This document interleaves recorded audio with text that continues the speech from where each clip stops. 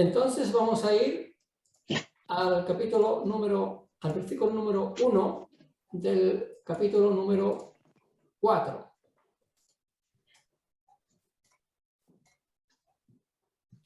Y dice así: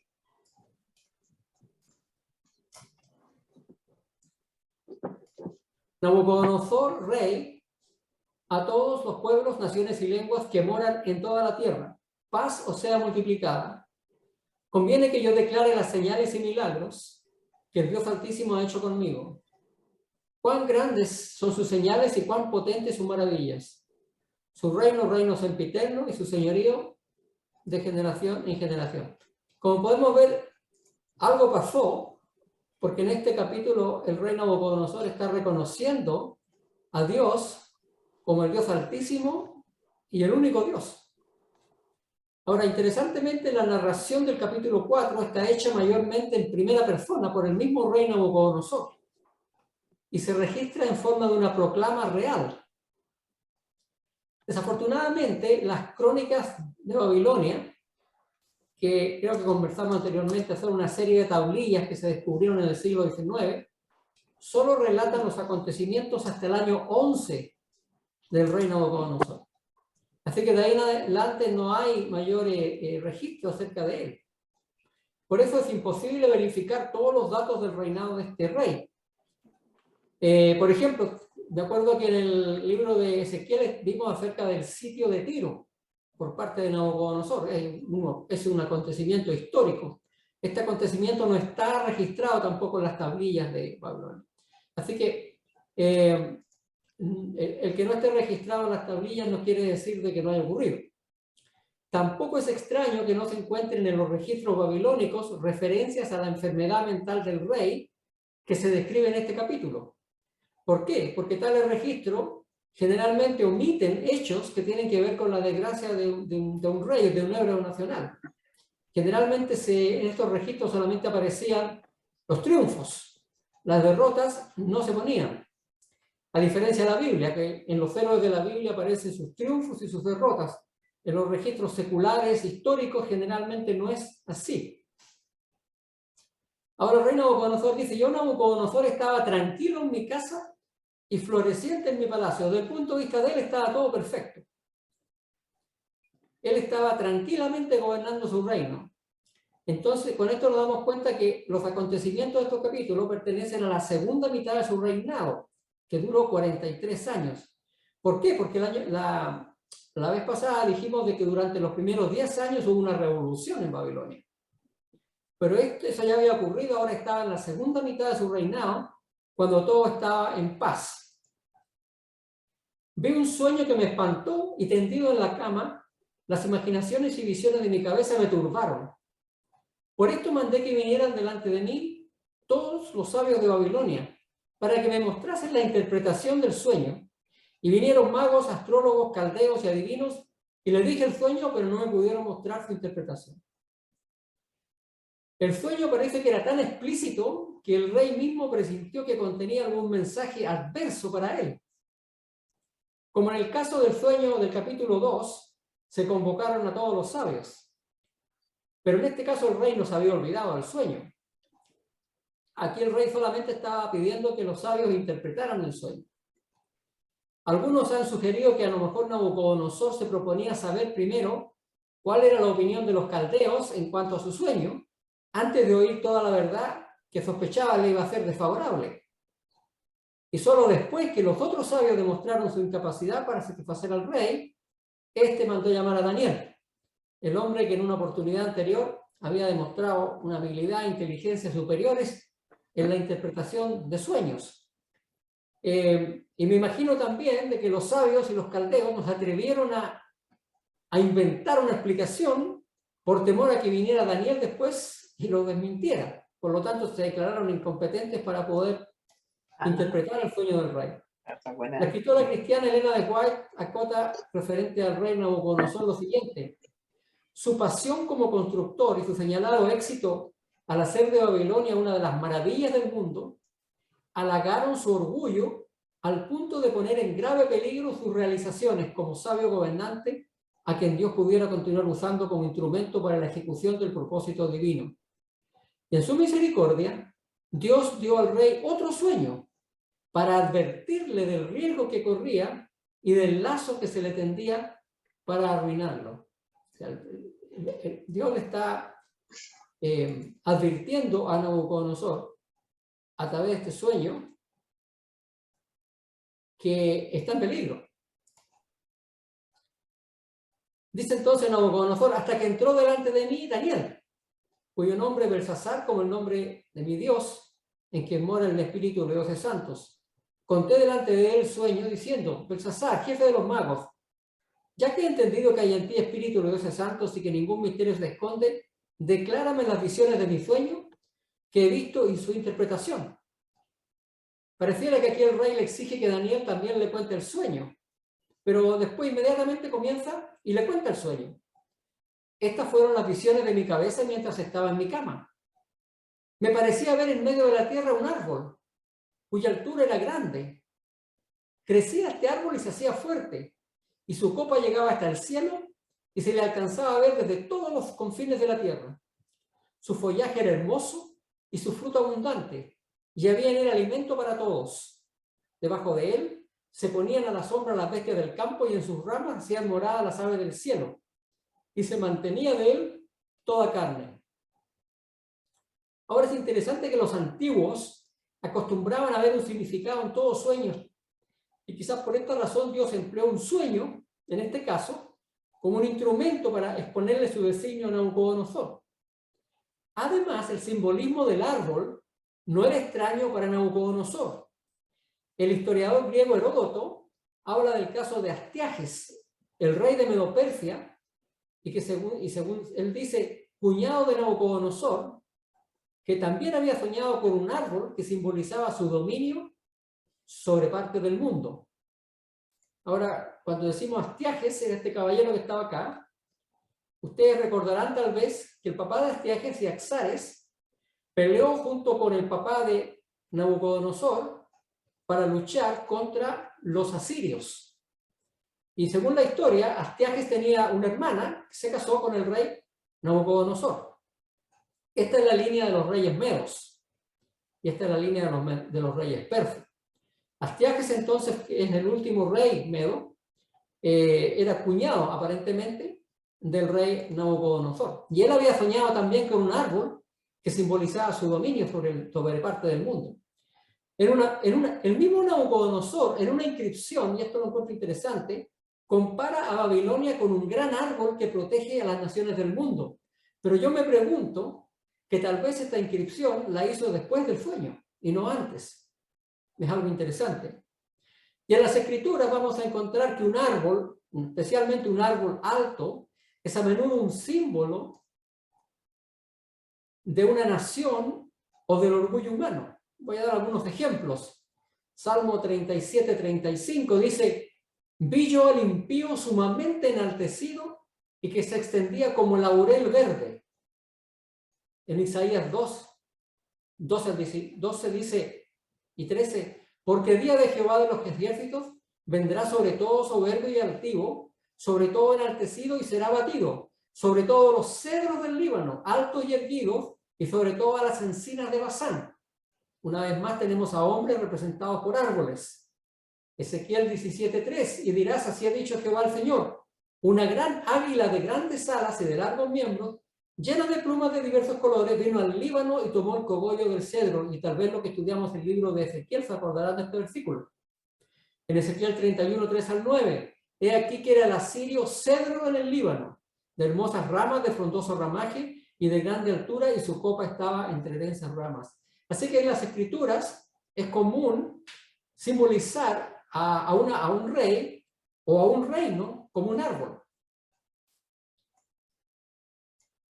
Sigamos. Y vi en las visiones de mi cabeza mientras estaba en mi cama, y aquí un vigilante y santo descendía del cielo. O sea, primero ve el árbol, frondoso, hermoso, donde se guarecen todas las aves del cielo, y ahora dice que vi un vigilante y un santo que baja del cielo. Ahora, la expresión santo y que descendía del cielo muestran que el vigilante era un mensajero de Dios. Es evidente que se reconocía al vigilante como un portador de las credenciales del Dios del cielo, un mensaje celestial. Pero el mensaje, desgraciadamente, no es positivo. El mensaje dice lo siguiente. Esto es lo que dice el santo. Y clamaba fuertemente y decía así: derribad el árbol y cortad sus ramas, quitadle el follaje y dispersad su fruto. Váyanse las bestias que están debajo de él y las aves de sus ramas. Mas la cepa de sus raíces dejaréis en la tierra, con atadura de hierro y de bronce entre la hierba del campo. Sea mojado con el rocío del cielo, y con las bestias sea su parte entre la hierba de la tierra. Su corazón de hombre sea cambiado y le sea dado corazón de bestia. Y pasen sobre él 7 tiempos. La sentencia es por decreto de los vigilantes y por dicho de los santos la resolución, para que conozcan los vivientes que el Altísimo gobierna el reino de los hombres y a quien él quiere lo da, y constituye sobre él al más bajo de los hombres. Aquí entonces hay una sentencia para el árbol. Y por el cariz y por lo que están hablando, la sentencia tiene que ver con la forma en que se comporta este árbol. Porque Dios quiere darle una lección de que Él es el único que pone y quita reyes, básicamente. Ahora, esto de que se le tiene que amarrar al tocón del árbol, a lo que queda del tronco, una banda de metal, se piensa que lo mismo que se hace hoy en día, se colocan esas bandas para evitar que el tronco se agriete o se parta. Pero el asunto era que el árbol iba a ser cortado y solamente iba a quedar su tronco. La otra cosa, dice que el corazón de hombre le iba a ser cambiado por un corazón de bestia. Nosotros sabemos que en la Biblia, cuando se habla de corazón, generalmente se está refiriendo a la mente. Así que aquí estamos hablando de que a quien sea que simbolice este árbol, se le va a poner una mente de bestia. Yo, el rey Nabucodonosor, he visto este sueño. Tú, pues, Belsasar, dirás la interpretación de él, porque todos los sabios de mi reino no han podido mostrarme su interpretación, mas tú puedes, porque mora en ti el espíritu de los dioses santos. Ahora Nabucodonosor se queda expectante esperando la respuesta de Daniel. Pero Daniel se queda callado. Y el versículo 19 dice que Daniel, cuyo nombre era Belsasar, quedó atónito casi 1 hora. Y sus pensamientos lo turbaban. O sea, no es realmente que Daniel no sabía qué decir, sino que más bien no sabía cómo decirlo, pero él entendía perfectamente el significado del sueño. El rey habló y dijo: Belsasar, no te turbe ni el sueño ni su interpretación. Belsasar respondió y dijo: Señor mío, el sueño sea para tus enemigos y su interpretación para los que mal te quieren. El rey vio claramente entonces la preocupación que se reflejaba en el rostro de Daniel, pero por la naturaleza del sueño difícilmente podría haber esperado oír algo agradable. Sin embargo, animó a su fiel consejero para que le dijera la verdad, qué era lo que significaba el sueño. El árbol que viste, que crecía y se hacía fuerte y cuya copa llegaba hasta el cielo y que se veía desde todos los confines de la tierra, cuyo follaje era hermoso y su fruto abundante, y que había alimento para todos, debajo del cual moraban las bestias del campo y en cuyas ramas anidaban las aves del cielo, tú mismo eres, oh rey, que creciste y te hiciste fuerte, pues creció tu grandeza y ha llegado hasta el cielo y tu dominio hasta los confines de la tierra.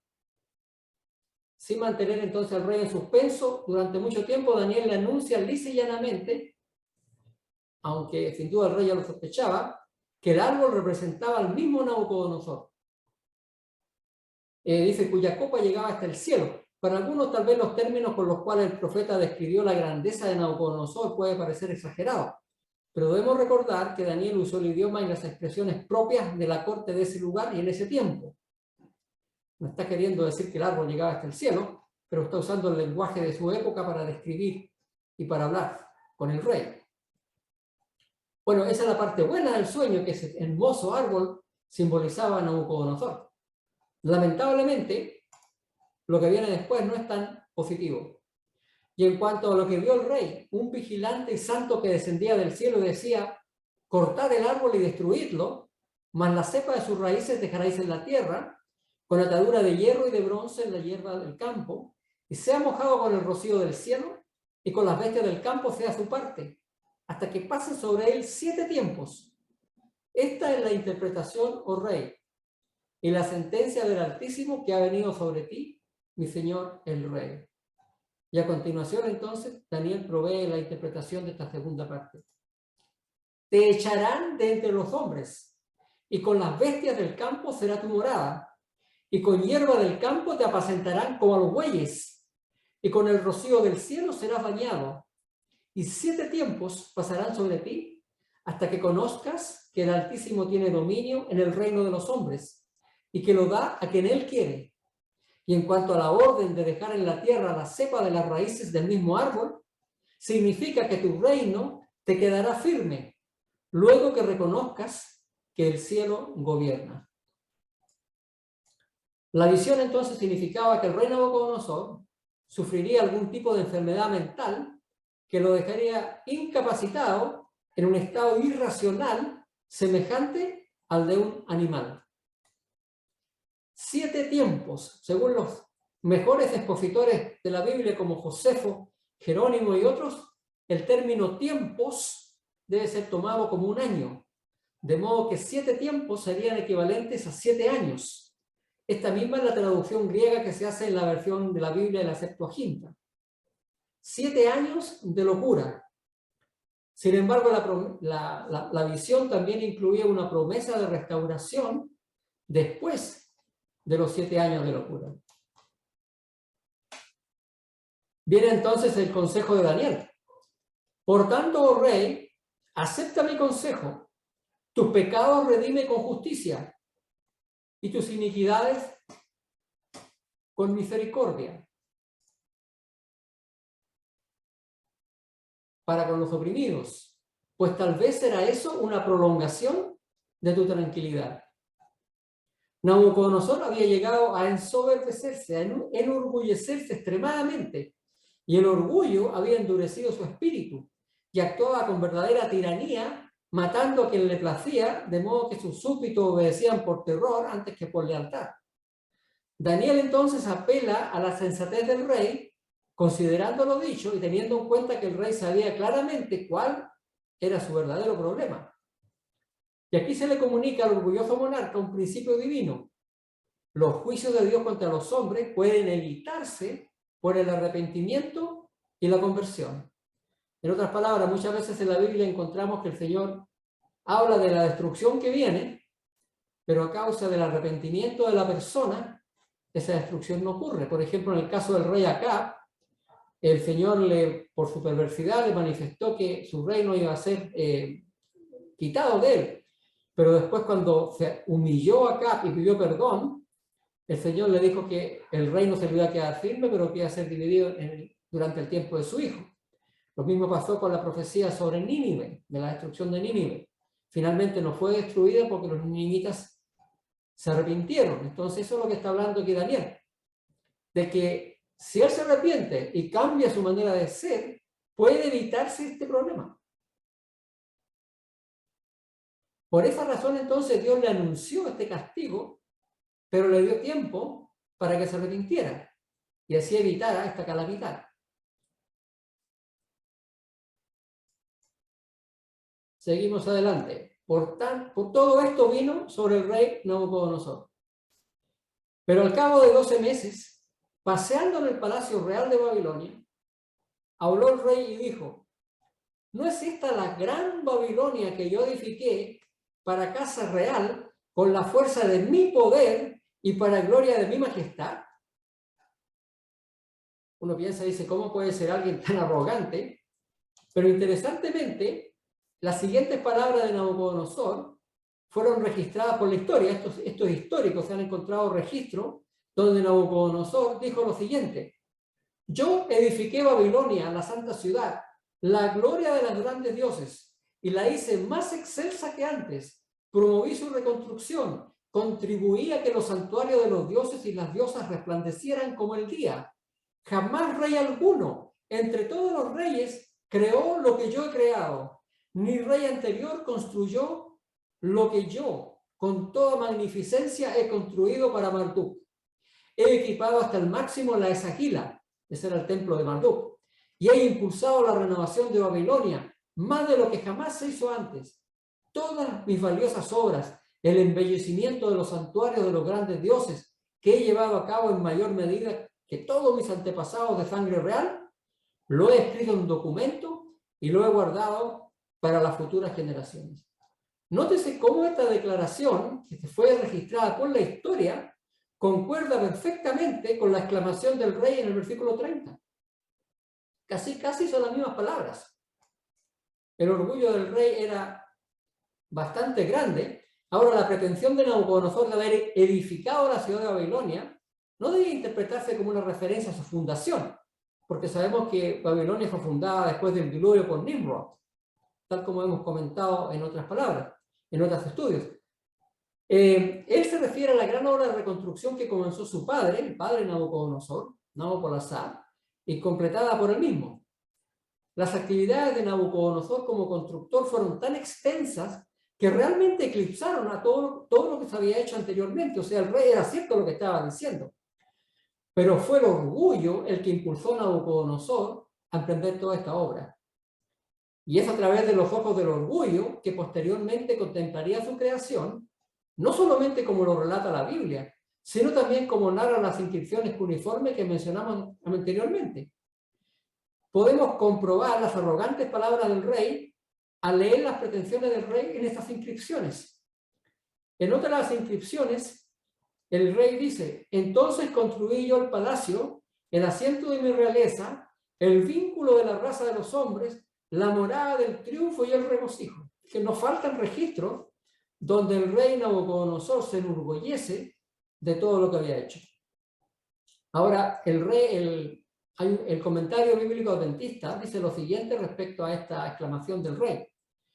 Aunque la antigua Babilonia no tenía el tamaño fantástico que le atribuyera el historiador griego Heródoto, la ciudad era enorme para un tiempo cuando las ciudades eran muy pequeñas, de acuerdo con los conceptos que hoy tenemos.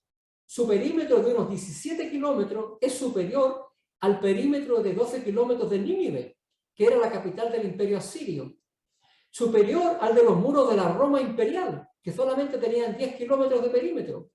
Y superior a los 6 kilómetros de los muros de Atenas, en tiempos del apogeo de la ciudad en el siglo V. Esta comparación con otras ciudades famosas de la antigüedad muestra que Babilonia era, con la posible excepción de la ciudad egipcia de Tebas, que entonces ya estaba en ruinas, la más extensa y la más grandiosa de todas las capitales antiguas, aunque fue mucho más pequeña de lo que describieron posteriormente los escritores clásicos. Es comprensible por qué Nabucodonosor sintió que tenía derecho a jactarse de haber construido la gran Babilonia con la fuerza de su poder y para gloria de su majestad. La escritora Elena de White dice lo siguiente: a pesar de las instrucciones que le fueron dadas tan misericordiosamente y a pesar de las advertencias que representaban las cosas que le habían sucedido antes, Nabucodonosor volvió a dejarse dominar por un espíritu de celos contra los reinos que iban a seguir. Su gobierno, que hasta entonces había sido en buena medida justo y misericordioso, se volvió opresivo. Endureciendo su corazón, usó los talentos que Dios le había dado para glorificarse a sí mismo y para ensalzarse sobre el Dios que le había dado la vida y el poder. El juicio de Dios se demoró durante meses, pero en vez de ser inducido al arrepentimiento por esta paciencia divina, el rey alentó su orgullo hasta perder confianza en la interpretación del sueño y burlarse de sus temores anteriores. Llegó un momento que el rey se olvidó del sueño y ahora no causó impacto y pronunció estas palabras nefastas que ahora le atraen el cumplimiento de la visión. Porque dice Daniel que aún estaba la palabra en la boca del rey, cuando vino una voz del cielo: a ti se te dice, rey Nabucodonosor, el reino ha sido quitado de ti, y de entre los hombres te arrojarán, y con las bestias del campo será tu habitación. Y como a los bueyes te apacentarán, y 7 tiempos, 7 años pasarán sobre ti, hasta que reconozcas que el Altísimo tiene el dominio en el reino de los hombres, y lo da a quien él quiere. Y en la misma hora se cumplió la palabra sobre Nabucodonosor, y fue echado entre los hombres, y comía hierba como los bueyes, y su cuerpo se mojaba con el rocío del cielo, hasta que su pelo creció como plumas de águila y sus uñas como las de ave. Mientras el rey pronunciaba estas arrogantes palabras, mientras él todavía estaba hablando, se pronunció la sentencia. Su sueño se convertía en realidad. Algunos concluyen que el castigo fue la demencia, por las observaciones generales del versículo que describen su futuro y también por la declaración que más adelante que su razón les devuelta, o sea, perdió la razón. Otros piensan que el diagnóstico de la enfermedad mental del rey Nabucodonosor era licantropía. Licantropía es un síndrome, le llaman el síndrome del hombre lobo.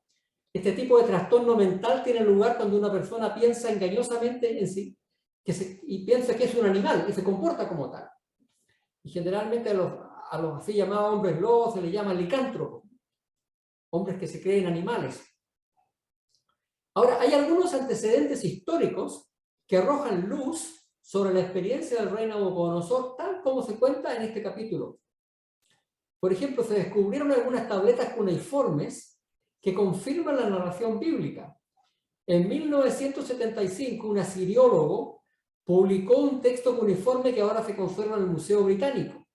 Y en este texto se hace alusión a la locura de Nabucodonosor.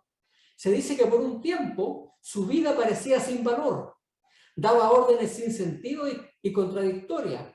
No les podía mostrar afecto ni a su hijo ni a su hija. No podía reconocer a su clan y ni siquiera participar de la construcción de Babilonia ni de su templo.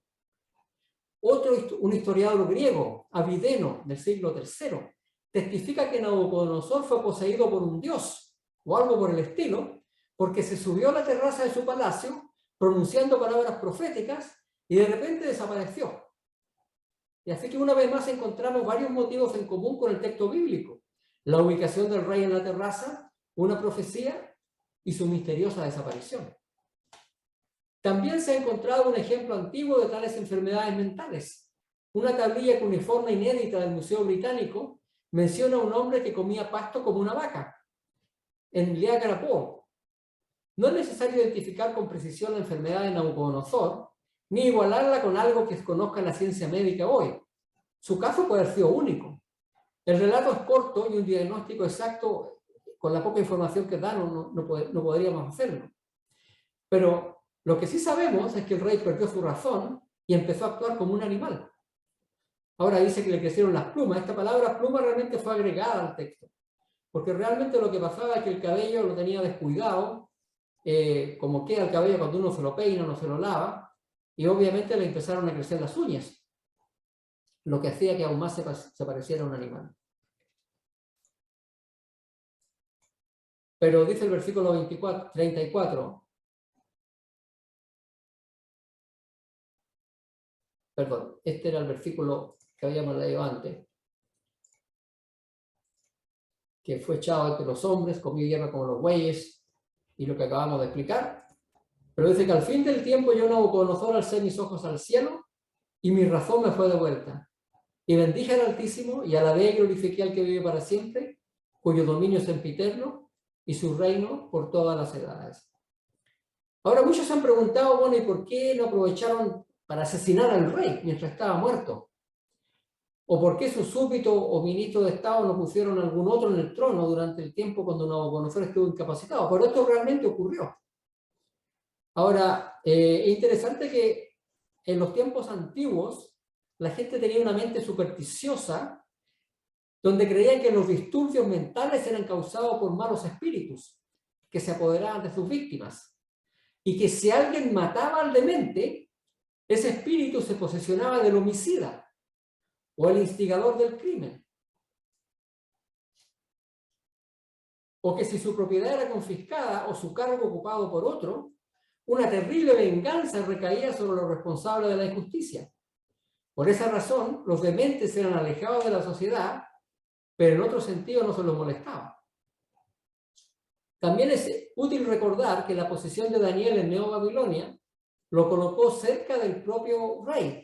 Por lo tanto, podría haber realizado todos los deberes reales durante la ausencia del rey mientras estaba enfermo. Pero la tradición judía, por otro lado, afirma que el hijo de Nabucodonosor, el que heredó el trono después de la muerte de Nabucodonosor, Amel Marduk, que aparece en la Biblia como Bil Merodach, fue él el que reinó durante esos 7 años, probablemente con la ayuda de Daniel. Y el rey Nabucodonosor concluye con las siguientes palabras: todos los habitantes de la tierra son considerados como nada, y él hace según su voluntad en el ejército del cielo y en los habitantes de la tierra, y no hay quien detenga su mano y le diga, ¿qué haces? En el mismo tiempo mi razón me fue devuelta, y la majestad de mi reino, mi dignidad y mi grandeza volvieron a mí, y mis gobernadores y mis consejeros me buscaron, y fui restablecido en mi reino, y mayor grandeza me fue añadida. Ahora yo, Nabucodonosor, alabo, engrandezco y glorifico al Rey del cielo, porque todas sus obras son verdaderas y sus caminos justos, y él puede humillar a los que andan con soberbia. Junto con la recuperación entonces del entendimiento, Nabucodonosor también recobró su dignidad real y su trono. Cuando se supo que había recuperado la razón, los regentes, el hijo Daniel, lo hicieron volver con todo el debido respeto para poder entregarle el gobierno nuevamente. Durante su demencia, ellos habían atendido los asuntos del gobierno y ahora entonces pudo recuperar su trono.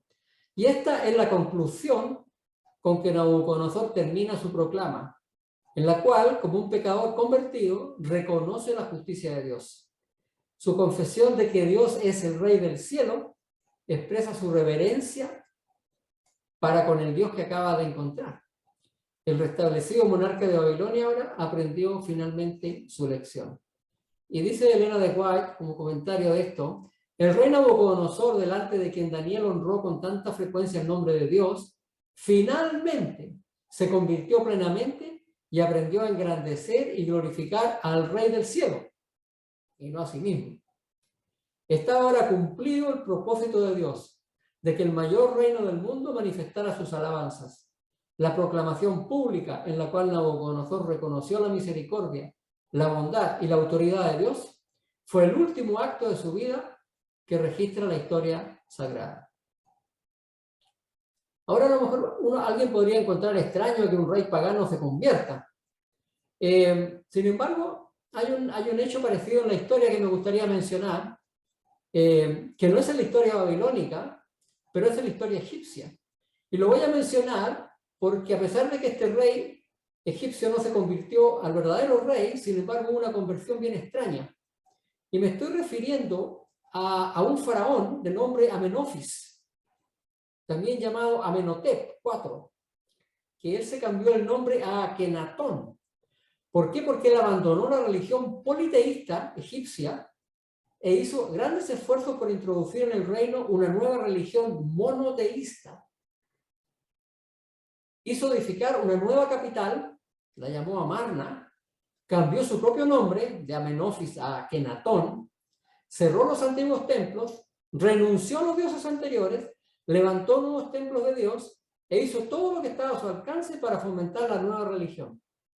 También de notar que aparentemente este era el faraón reinante en Egipto al momento en que los israelitas estaban conquistando la tierra de Canaán.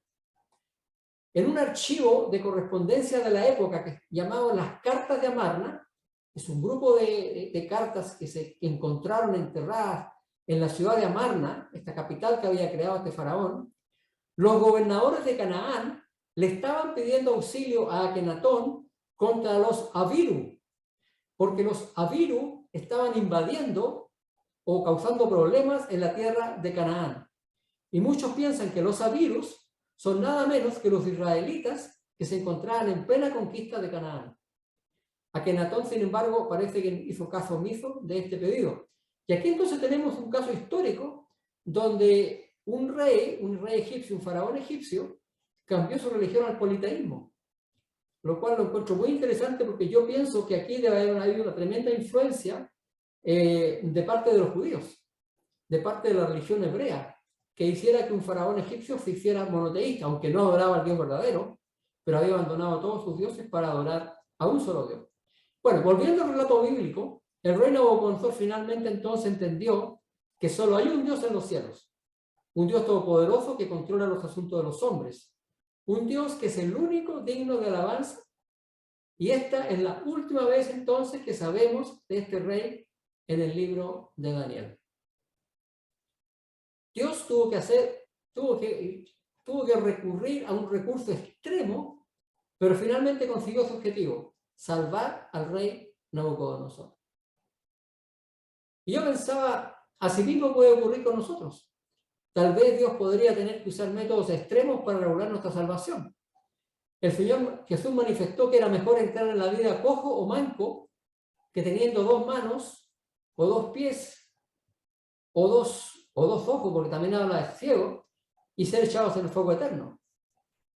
Interesante que aún el príncipe de la obra misionera, Pablo, necesitaba cierta dosis de sufrimiento en su vida para retener su estado espiritual. En Corintios se dice lo siguiente: para que la grandeza de las revelaciones no me exaltase desmedidamente, me fue dado un aguijón en mi carne, un mensajero de Satanás que me abofetee para que no me enaltezca sobremanera. Respecto a lo cual 3 veces he rogado al Señor que lo quite de mí. Y él me ha dicho: bástate mi gracia, porque mi poder se perfecciona en la debilidad. Así que da la impresión que a veces Dios tiene que recurrir a estos métodos tan extremos para poder rescatar un alma de la perdición. Y este ha sido el capítulo 4. Si tuviéramos que resumirlo en una frase, esta sería: Dios le enseñó mediante una enfermedad a Nabucodonosor que el orgullo humano es absurdo y que Dios es el único digno de alabanza. Y este es el final del capítulo número 4 del libro de Daniel.